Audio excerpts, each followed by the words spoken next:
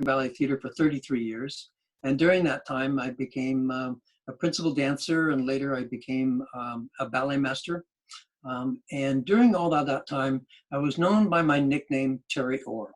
And then when I came to Pittsburgh, Bob, my assistant, decided that I should really go by my proper name, Terrence Orr. So now some people see Terrence, some people see Terry, and that is the reason that I've been now here in Pittsburgh the last 24 years, having a wonderful time.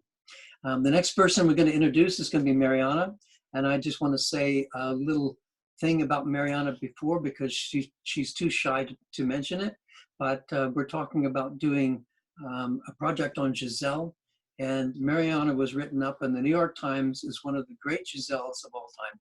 And I'm very proud of that. And so she probably will or will not now have to talk about that. Mariana, you're on. No, hi.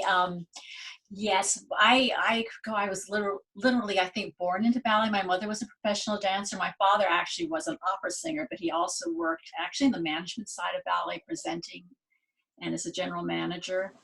I don't even remember when I started, I think in the playpen that my mother started teaching me, but I outgrew her basement studio and went to the Washington School of Ballet for several years before going to the School of American Ballet in New York. And from there, I joined American Ballet Theatre, where I danced for 26 years, 20 of those as a principal dancer, before coming to Pittsburgh and becoming ballet dancers here and trying to share and impart my knowledge with all of our dancers. Fantastic. And Amanda, who's playing or talking about the role of Giselle during this commentary, and introduce yourself, please. Yeah, hi. My name's Amanda. I started training when I was 3 years old, so not quite the playpen, but almost. I just remember loving ballet and loving to dance ever since. And I started attending summer programs in Salt Lake City, New York, and in New York. And I eventually wound up at Pittsburgh Ballet Theatre, and I trained here for 2 years as a graduate student, and then I joined the company in 2009. Fantastic. And Alejandro will be next, who's talking about Albrecht and his experience doing Albrecht. Hi, Alejandro here. I am actually from Miami, Florida, and I started dancing, and I got pulled into it in a very strange way. I started doing Irish step dancing from a young age. I competed nationally, internationally, and then I eventually moved on to do ballet, and I started that when I was about 15, went to some summer programs. All in all, I finished my training in Boston and finally came over here in 2008 when I started my career with PBT, and I've been here for 12 seasons since. Wow. And William, who plays the role of Hilarion, introduce himself. Hi, I'm William, and I started dancing a little bit late at 11. I then auditioned and joined Royal Ballet School from 13 to 18, and dancing with them in productions in London. And then I went to Estonia National Ballet for 3 years, and after that I joined Pittsburgh Ballet Theatre, and I've been here for 7 seasons. Isn't that a delightful accent too? Okay, he's picked up in Pittsburgh.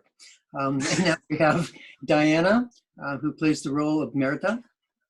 Hi, I'm Diana Yohe, and I started dancing when I was 3 as well, because my parents thought I was good at following directions. So I started at a small school close to Cleveland. It was called the Dance Stop, and it was a jazz competition school. So I did a little bit of everything growing up. And then I started to focus on ballet more later, so I went to a school called Cleveland City Dance. From there, I went to the Joffrey Ballet in Chicago for a year as a trainee, and then I went to Pittsburgh Ballet Theatre's graduate program for a year before joining the company, and I've been here 7 seasons. Well, I want to first tell you a little bit about Giselle, the fact that I picked 4 principal dancers here, and they weren't in the same cast. We had 3 different casts of dancers in Giselle when we did it last October. And I decided to be able to pick somebody from each cast and see how they go together. It makes it very interesting. And then also pick clips from all 3 productions that went on. So you'll see Alejandro in his sometimes, and you'll see William in his sometimes, and you'll see Amanda in hers, and Diana also in the second act in hers. I picked 5 conflicts basically to go through in sequential order and to be able to tell the story as I felt in a very meaningful way. A lot of you already know about the romantic ballet and romanticisms and how it was costumed. You know, the certain technique and styles of dance is a little different than it is in neoclassical and the pure classical. And so I thought this would make it interesting. So the first conflict is when Albrecht and Giselle are dancing together and Hilarion sees them for the first time. And then the second conflict is at the end of the first act when he's actually accumulated a little evidence and understands a little bit more as to what and who Albrecht is. The third conflict is when Amanda as Giselle arrives in front of Merita, the queen, and is very subservient and serving to her queen.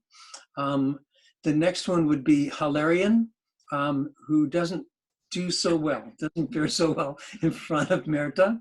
And then there's the next major scene that changes kind of the direction of what's going on when both Albrecht and Giselle go back toward the grave and make a gesture looking like the sign of the cross while Merita is coming forward with her wand of a very special rosemary.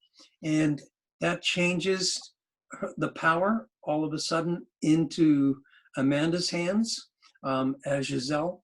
And then the next conflict is with Albrecht and his survival. And the love that shows from Giselle saving Albrecht through to the end of the ballet. And with that, I think we'll talk a little bit more about it. We have quite a few questions on the website to be able to continue as we talk after the video. See you on the other side.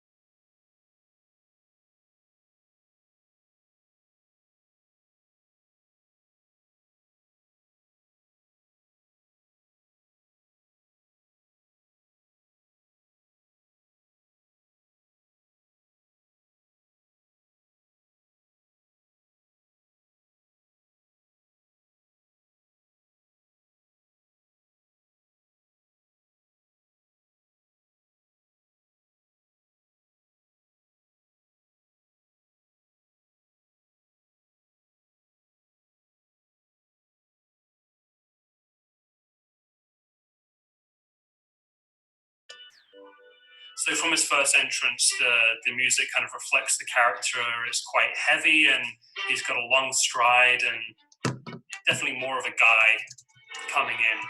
He's providing game meat, some birds for Giselle's mother, and places some flowers for Giselle. It's clear from the offset that he's after her heart, and that's kind of setting the scene for his first entrance. So Albrecht comes running out of the house. He takes off all garments or any discernible aristocratic wear.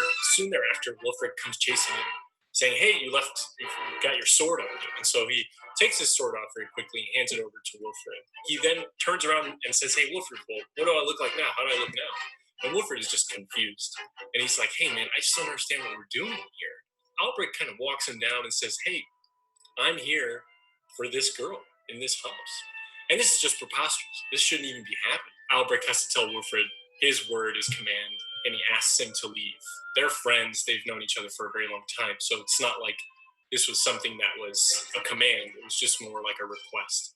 Giselle and Albrecht have a very playful relationship.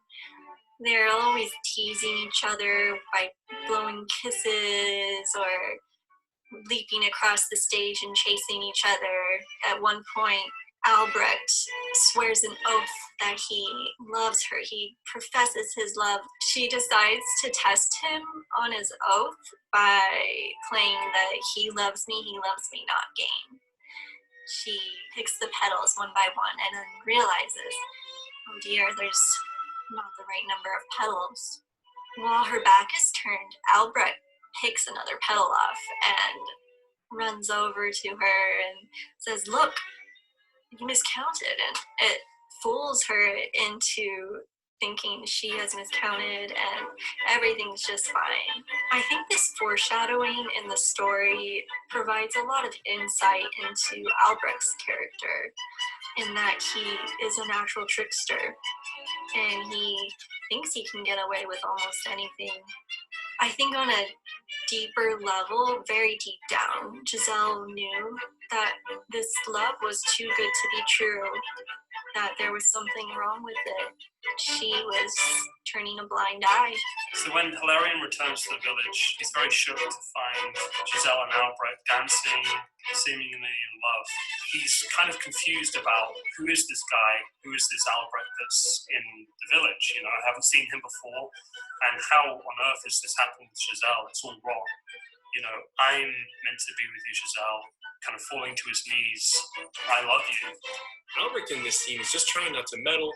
He's trying not to get in between, but at a certain point, he sees that things are escalating and he decides to get involved just a little bit further. And the interference of Albrecht forces Hilarion to draw his knife. So Albrecht, he grabs at his left hip very quickly. And this is something that only someone that carries a sword, an aristocrat, would do. So he really does give away a lot about himself by making that very small gesture. In this scene, Giselle has just been named Queen of the Autumn Harvest, and the townspeople are celebrating. And so Albrecht is there and just enjoying the festivities when Hilarion comes in and separates the two of them. I remember thinking in the scene, and I did not have to act on this. Cooper really pushed me here, and it was kind of like, hey, what is going on here? And that was perfect because that was exactly what the storyline was going for. And it turns out that Hilarion has a hunch and a suspicion, and he accuses Albrecht. And he does so by asking Giselle if she really believes that Albrecht is who he says he is. And she says, of course I do. Well, he runs off. Hilarion runs off to go and grab something to bring back as evidence. And what he brings back is Albrecht's sword. And that sword has Albrecht's emblem. And once Albrecht sees this, there's no explaining he can do out of this one, and he's just completely confused and not sure what to do. And he says, well, maybe, everything's going to be all right. And he tries to console Giselle and say, this isn't true, this isn't real. But Hilarion taunts him by presenting the sword to him in a sort of mocking fashion. Albrecht takes the sword from him and runs after him, and he chases him. Hilarion realizes that he's going to be in bad straits and he needs some help, and he gets the horn out and he brings in the Duke and Duchess who left it there for it to be blown in an emergency. And that's when Albrecht knows that his fate is sealed. So we go from that scene into a very important scene in ballet, and that is the mad scene. There really aren't any other classical ballets where the ballerina goes insane. The ballerina is driven to go mad because of the social balance and rules that bring her to the realization that she cannot be with Albrecht. And even though she loves him, it's not going to happen. And she goes mad. What's interesting about this scene is each ballerina is given great freedom in being able to do a certain foundation of work and be able to portray it as they would like to be able to portray it as an artist. So each scene, as you see different artists, is always a little different. And it has more potency to it sometimes, and sometimes it has more sentimental attitudes toward it. It has all different kinds of emotions that come out of it. I approached it this last fall by really trying to draw out her descent into madness and show all the different layers of what took her to that point where she didn't even recognize her mother. I believe in those first few moments, she wouldn't have cared about her surroundings or who was watching or, what was going on. She was just so consumed by grief that was all she could think about, was that feeling of betrayal. The more she tries to remember, the farther into her mind she falls, and the pain becomes so great that at one point she reaches for Albirex sword and tries to kill herself with it. And it doesn't work. Hilarion takes the sword away from her, and she just spirals down into more confusion and got to a point where she couldn't recognize her mother. But at the end of this, she ends up into Albrex's arms and dies and goes to the ground. It just shows how fragile everything just kind of slips away, and that was actually how their relationship was. I don't think that it was ever meant to last. I think it was meant to be fleeting, and I think that this tragedy sort of shows us that true love, which is what they had, can sometimes be tragic. Albrecht immediately goes and points the blame onto Hilarion. And Hilarion goes like, no, it's not my fault. This is your fault. Albrecht approaches him with a sword. He falls to his knees and he can't live without Giselle, so he welcomes death, showing his true love, deep love for Giselle. And Albrecht realizes he's right, that he is really the one at fault that caused all this, and his love is now dead. And he runs off and he goes back to the castle. And that's the end of the first act.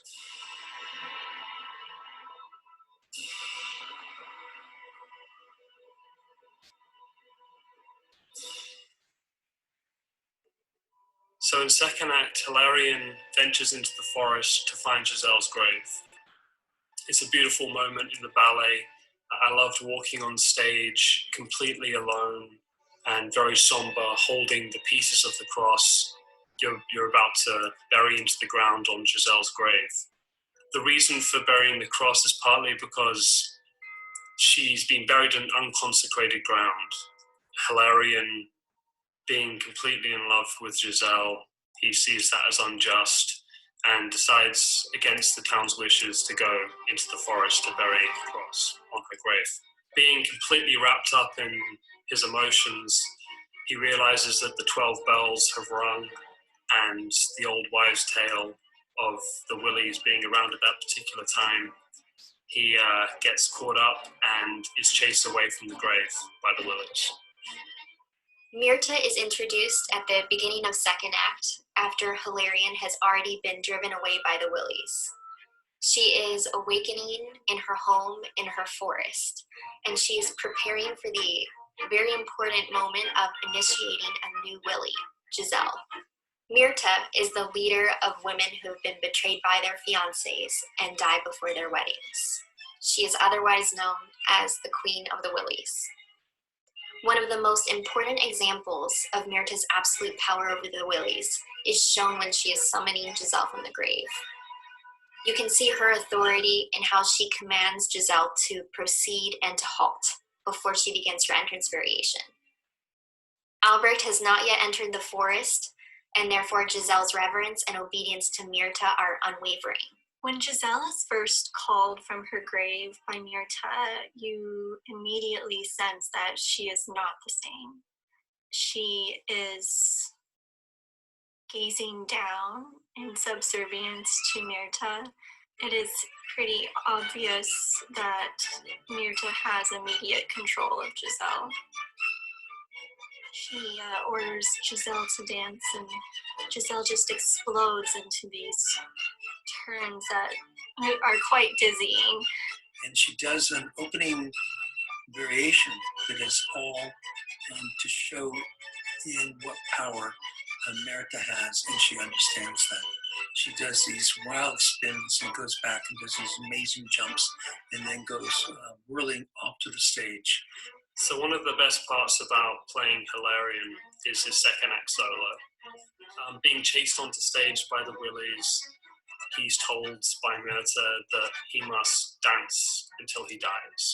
In our version, I really have him dancing a lot more than most people do because he's really a strong dancer, number one. And number two, that's what Willies do. There's nobody to save Hilarion. One of the nice parts about it is that you can kind of show how tired you are as it's part of the storyline. But yes, he dances for about, I'd say about 2 minutes. By the end of it, you really do feel like dying, but it's very rewarding and the music's incredibly powerful. And having all of the Willies surrounding you and Merita looking as evil as she does at that point is a really beautiful moment on stage. So he continually dances through a very long variation. He is taken and thrown backwards and forward, off and hurled over the cliff, and is no longer to be. And that's the end of Hilarion. Finishing the solo, falling to the floor, really feels rewarding. So it was a great role to play and a real privilege to dance. When Merita first discovers Albrecht and has ordered him to die, Giselle flies onto the stage and says, please, please, he's sorry for what he did and I love him, please spare him. And Merita says, no, he must pay for what he's done. And Giselle brings Albrecht to her gravesite and shields him. They go back to the cross and they stand with their arms in second position and make the look of a cross, and it gives them the power to be able to back Merita off so that he has longer to plead with Merita for his life. This is a new experience for Merita. She's experiencing a fault in her system of judgment. She has to stand her ground even more so. Her mimes to Albrecht become more and more severe, telling him he must dance. Brises are an amazing step, and it's bent over and it shunts down and it looks like it's praying, and it's coming across the stage right toward Merita. And it's pretty amazing from that to taking care of Giselle coming out of the wings and these difficult lips going across, but it's all completely to make her look like she's floating across the air and he's chasing after her. Amazing kind of illusions that go on in a very deep story of love. I have a lot of favorite moments in Giselle, but one of them is when the Willies are called back to their grave and the sun is about to rise, and Giselle glides over to Albrecht and she wraps him in her arms, and it is an act of love and forgiveness. And I also felt Giselle's wariness, that it was time for her to go back to her grave. She is eventually pulled back to her grave where she can rest, freed from any regrets or anger that she might have had. I think what makes Giselle and Albrecht's story so unique is that Giselle is able to forgive Albrecht for his betrayal. I think that's a very powerful example of what love can do. And as Albrecht is coming forward, I believe that my wife said this actually the best, is that forgiveness sets the soul free, and that love is the thing that transcends death, and that has all to do with the morals that are brought forward in Giselle and what it's all about.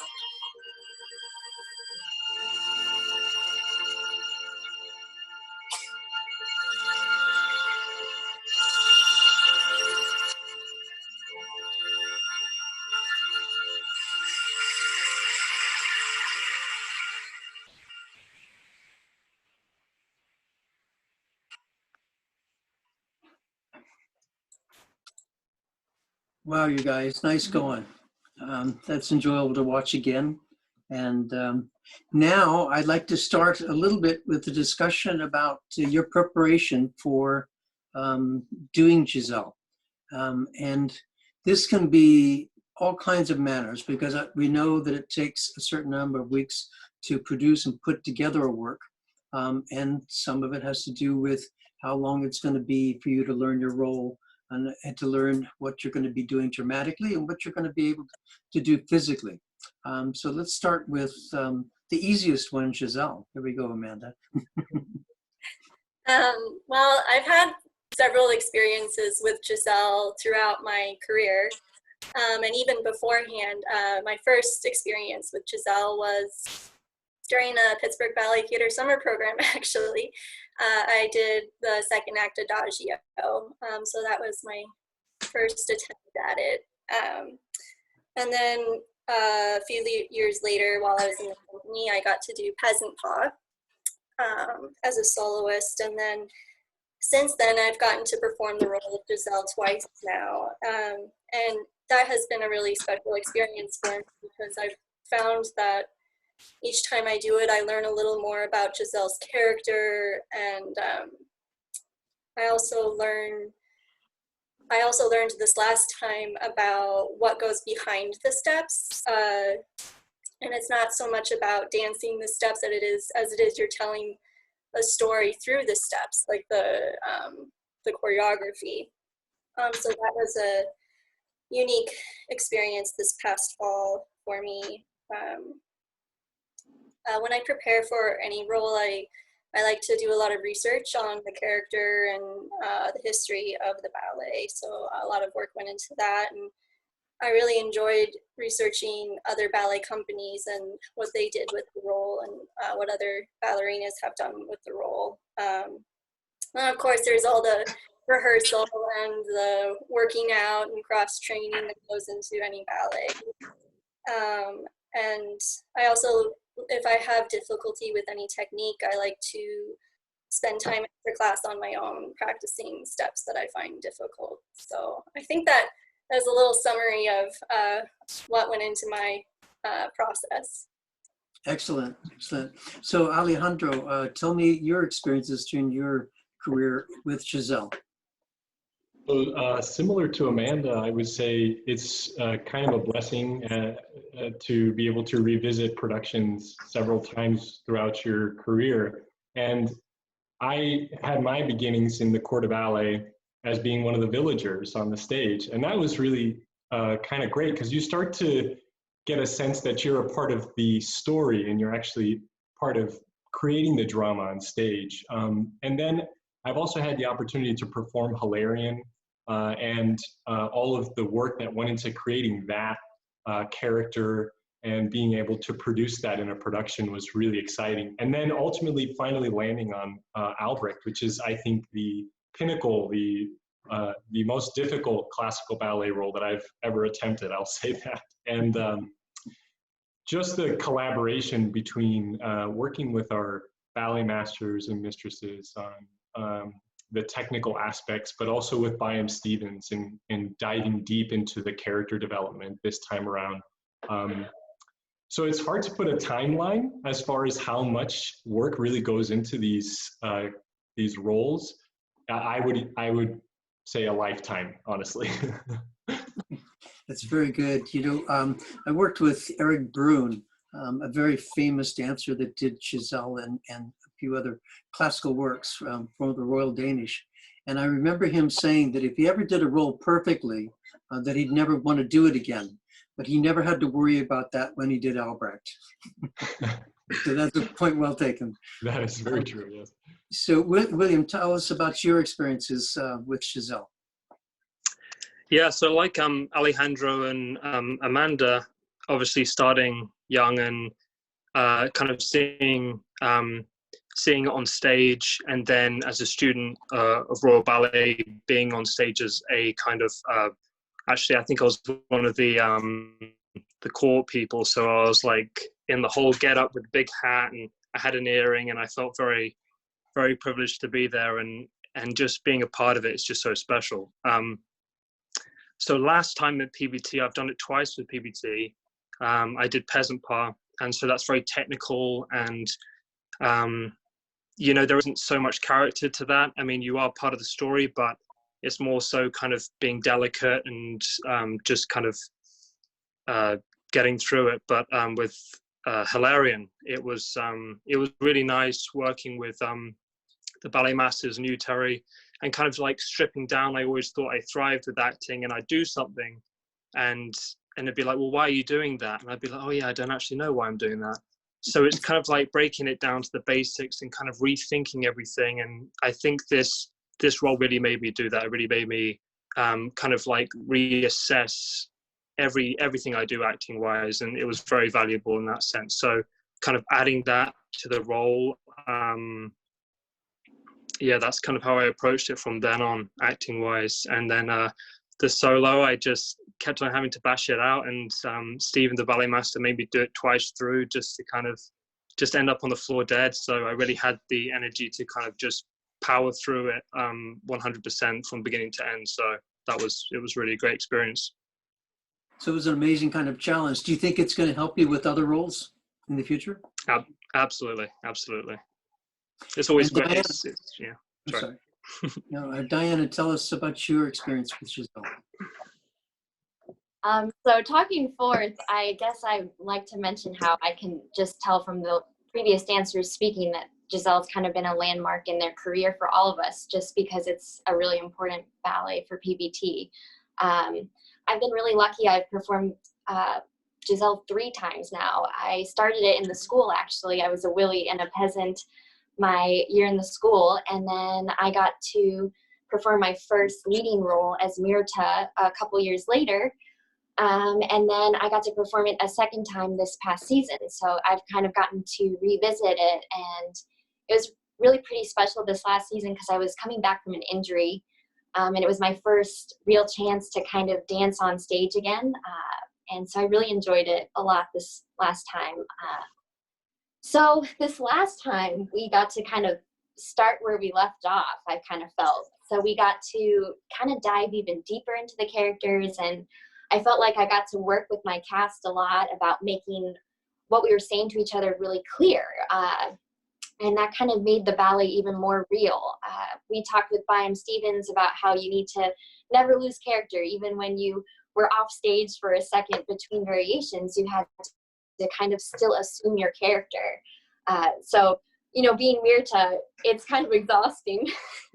You're already dancing a lot and doing really powerful jumps, and you're talking the whole time, kind of. So I had a lot to conquer in that role. And so speaking to the character side, I felt like I really got to dive in. And then as far as the dancing went, just because I was trying to get my body used to dancing again in a difficult setting, I actually would watch second act and be on the elliptical, and I would run harder when I was doing something strenuous or difficult, and then kind of rein it back in when I was, say, just standing or miming. So it was a way to kind of get my cardio up. So that's how I prepared. Well, I know with living with Mariana for the last 40 years, what it was like for her in several roles preparing, and she definitely prepared a lot for Giselle, did lots of reading, and I'll let her talk about a little bit bringing back and giving back to dancers what she's been able to learn as being a coach. Yeah, I think I'm not sure, you know, what it is in Giselle that I just related to and that captured me. And I didn't even know if I wanted to dance, but somehow I knew I wanted to be Giselle. And then just the wonderful opportunities that I had to work with so many different coaches and dance with so many amazing dancers and learn from them. And then the challenge of, okay, trying to give that to all of you and share what I've learned, and it's different for everybody. But I mean, there are just so many aspects that we talked about, layers with coaching, and it begins by just, you know, learning physically, being able to do the steps. And then it's just each step, what are you trying to say and convey, and even just the quality of movement. It's from Giselle's first leaps bounding out of the house, you know, trying to catch that suspension at the top of the leap in the air. It's like taking your breath away and just showing all that sort of joy and exuberance that she has for life and love. And there's no end in the second act to, you know, trying to create that ethereal, otherworldly quality. And we would, you know, just talking about, you know, just walking in the space that you're an emanation in the air, and this energy of love and forgiveness, and not you don't have bones. So I mean, I think it's fun. I mean, we've talked a lot about creating that history for the character, but starting just from the physical point and working with a partner. I think that too, for the Giselle and Albirex working together, it's like hearing the music the same way and having an understanding of the illusion that you're trying to create. So much relies on Albrecht and his partnering to carry Giselle across the stage like she's floating. It takes a lot of strength and stamina, and the timing.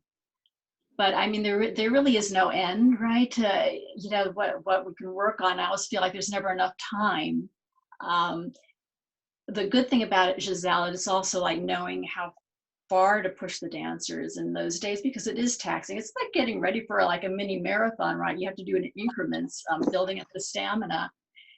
I thought the good thing about Giselle is those days when, okay, maybe the day before you pushed your body too much and you come in and you go, okay, I can't, move today, that you have all that, the acting and characterization and mind that you can work on, so you can do something that's gentle and quiet. But just, we talk about creating that character, the history for the characters, because obviously Giselle is set up, it's not their first meeting. So they have to decide, right, when and where and how they met. I think it's a fresh, it's a new love, so they probably haven't met, maybe once or twice. And how did they come to be there in this place in time? And that's fun, right? You can go, we talked about that, you can go as far back as you want in building that history, like when was she born? We don't know anything about her father. But anyway, well, that's for another discussion sometime. So when we're talking about movement qualities, I'd like to show a little bit difference between Giselle and Marathon. I don't know how we're going to do this that well on Zoom, but we were going to try. There's a moment in the second act when Myrta goes after Albrecht and Giselle with the power of her Rosemary. Yeah, Rosemary. Very good. I brought a prop. I'm very right on the mark. She went to the refrigerator and found some fresh rosemary that she's cooking with. And so we're going to be able to show the power of what she does with her arm. And it's a good thing you can't see mine. And then this is going to be very interesting how we watch Amanda lay back on Alejandro to make the look of a cross that stops the power of Myrta. And this is the two different kinds. This is one of the questions we had on the website, is to explain some differences of some of the dancers in the way of port de bras. So this is what we're going to do for Giselle. So maybe we start with bum, bum, bum, bum, bum, bum, and Diana coming forward. So get back as far as you can, Diana, and good luck, Albrecht and Giselle. Here you go. So we come forward. Ya da da da da da da. Yes, here, and they lean back, and I don't know that we gave it as much as we can do in the theater, but we gave it a try. It was a good college try. Thank you. So the next thing I'd like to talk about maybe is what Giselle means to you. And some of you, who has thought about that? What is Giselle? Who would like to go first instead of me just saying somebody, unless I have to? Yes, absolutely, Amanda. Well, over the years, I've gotten to perform this role so often that it's grown to be very special to my heart. And I've put so much time into thinking about the character and how she feels and sympathizing with her that I think when I danced this role, it felt very real for me. It was emotionally taxing at some points, and at the end of the night, I always felt exhausted, not just physically, but emotionally as well.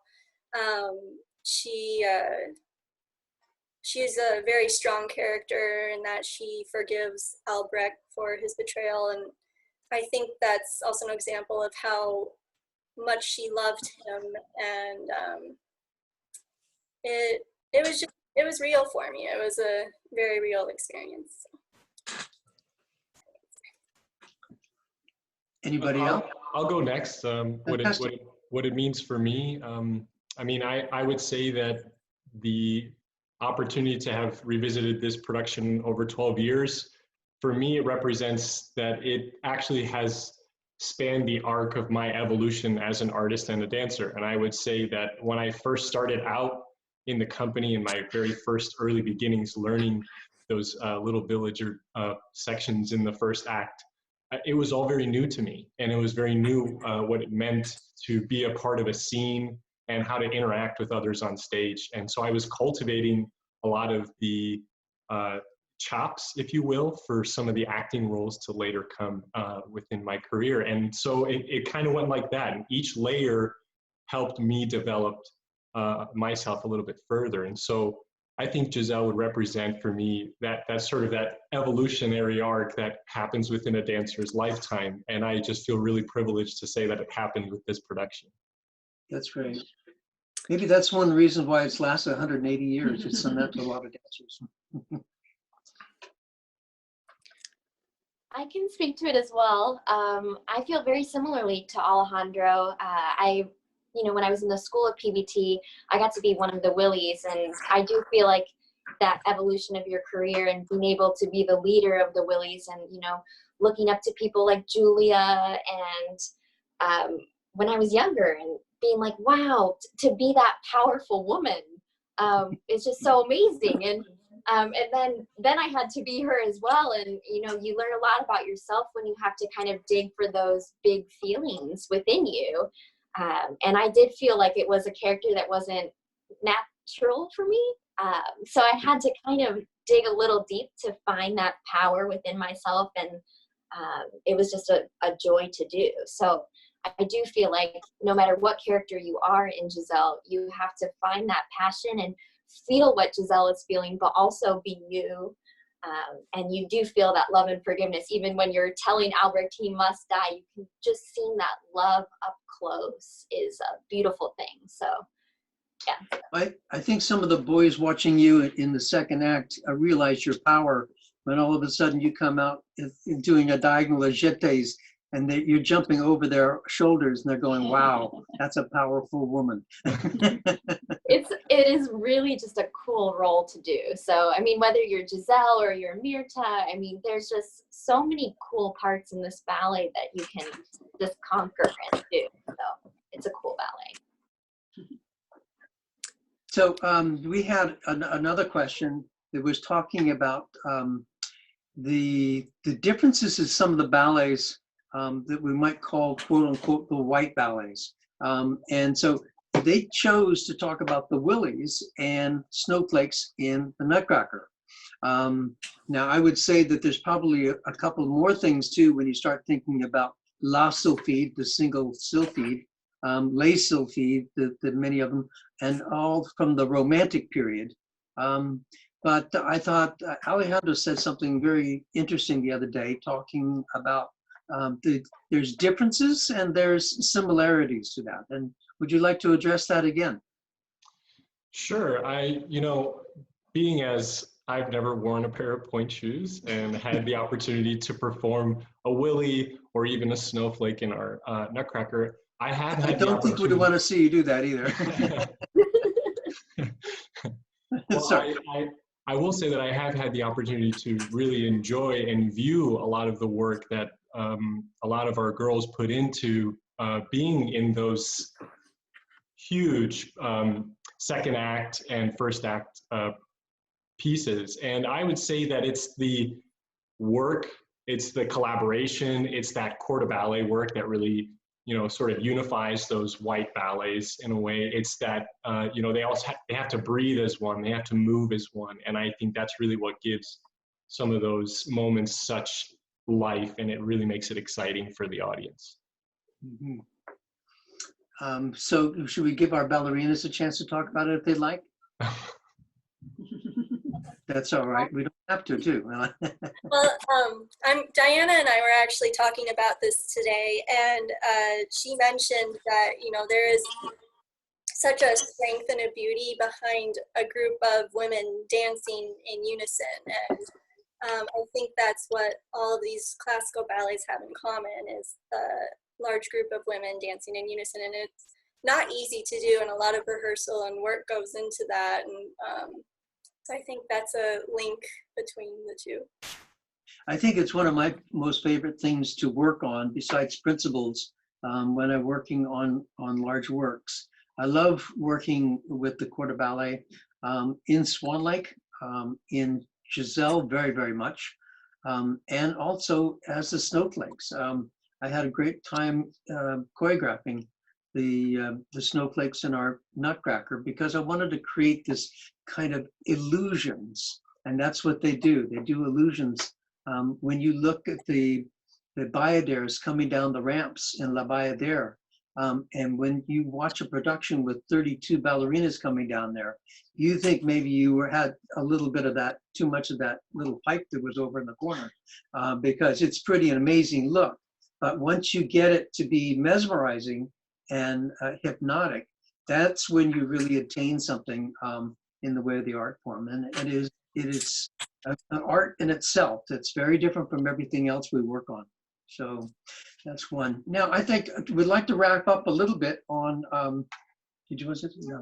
wrap up a little bit on another question we had, and that's what you're doing with yourselves today, and how you're taking the opportunity to do different kinds of classes, and keeping your mindfulness about yourself, understanding the times we're living in. And why don't we go in a reverse order this time? Let's start with Diana. Okay. Well, I'm trying to keep myself pretty busy and keep as best in shape I can within our small house. But I've been pretty lucky. PBT has lent out some bounce floor in Marley, so our space is a little more usable, which is wonderful. And Joe and I, my husband, have been taking classes from each other and online, but we've also been taking company class on Zoom with our pianist, Yohe, so that's been cool.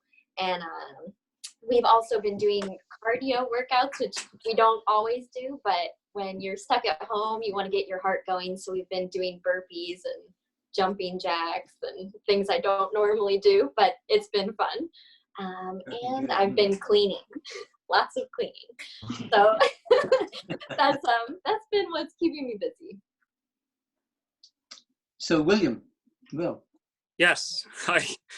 Yeah. So my wife and I, Gabby, who's also in the company, had a baby girl in August, and she's 7 months old now. So in terms of keeping busy, she keeps us plenty busy.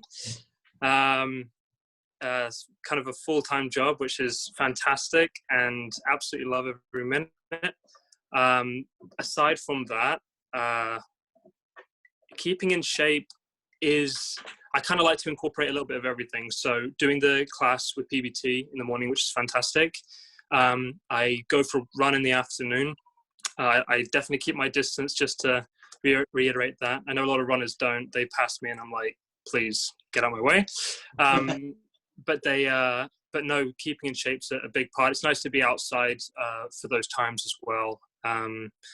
And yeah, just trying to stay in shape. And it's actually kind of nice to stay in touch with family. We've been playing like board games and stuff like through Zoom. And so actually it's kind of, I feel closer to my family than I usually do, because we kind of like Skype every other day. So yeah, although we're locked away, it's kind of, you can stay pretty socially active, which I like. Very good. Well, I'm going to skip to Amanda, so we go girl, boy, girl, boy.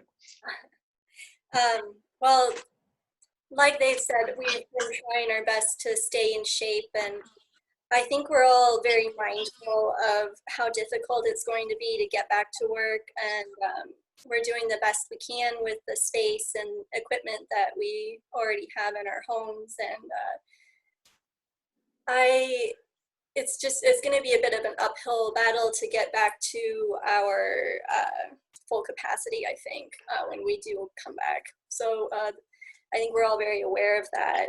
But I like to work out with my husband, who fortunately really likes to work out as well. So we've set up a gym in the garage, and our basement I've kind of turned into my ballet studio with the Marley that PBT has lent us. And I've got a stationary bike down there that I can use. And I like to try and get outside as much as I can and go for a walk or a run to try and stay in shape and just to get some fresh air.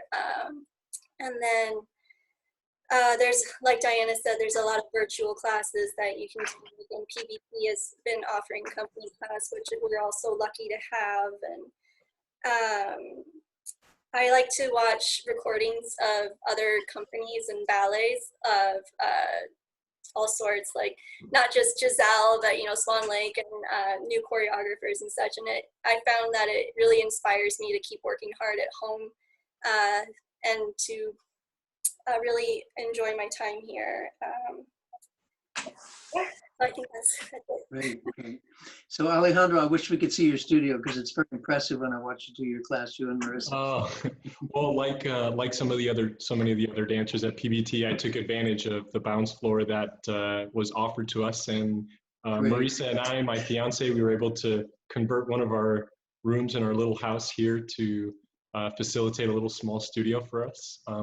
Actually, similar to what Will was saying, I have found that it's been an opportunity to reflect and to connect with family members in a big way, and that's kind of been nice because it's always nice to connect with a sense of home in a way, and it gives you a little bit of relief from all the anxiety that we've been feeling at the moment. But to stay in shape, I would say that I've been doing, such as the other dancers, a mix of several different things. To begin with, taking a ballet class with some of our teachers from PBT, which have been offered to us in the morning.